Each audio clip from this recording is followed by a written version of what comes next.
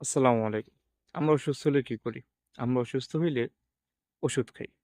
তো একদিন মুসা আলাইহিস সালাম খুব অসুস্থ ছিলেন। আল্লাহর নিকট বললেন, "আল্লাহ আমি অসুস্থ।" আল্লাহ সুবহানাহু ওয়া তাআলা বললেন যে, "গাছের পাতা খাও।" মুসা আলাইহিস সালাম গাছের পাতাটা খাইলেন। খাওয়ার পর মুসা আলাইহিস সালাম সুস্থ হয়ে গেলেন আলহামদুলিল্লাহ। এরপর আবার মুসা আলাইহিস সালাম অসুস্থ হইলেন। অসুস্থ হবার পর মুসা আলাইহিস সালাম এবার সরাসরি ওই গাছের পাতা খাইয়ে নিলেন। কিন্তু এবার আর মুসা আলাইহিস সালাম সুস্থ হইলেন না।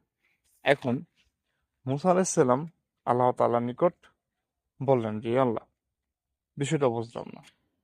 তো আল্লাহ সুবহানাহু ওয়া তাআলা বলতেছে যে, "দেখো, ১ম বার তুমি যখন আমার নিকট অসুস্থ হয়ে শেফা চাইলা, আমি দিলাম মাধ্যম হিসেবে পাতা।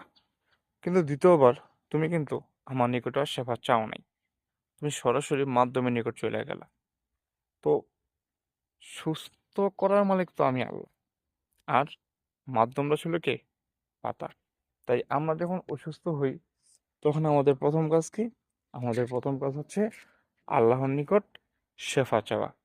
তারপর মাধ্যম হিসেবে ওষুধ ব্যবহার করি, ডাক্তারের নিকট যাই, যাই করি সেটা পরে দেখা যাবে। ভালো থাকবেন। আসসালামু আলাইকুম।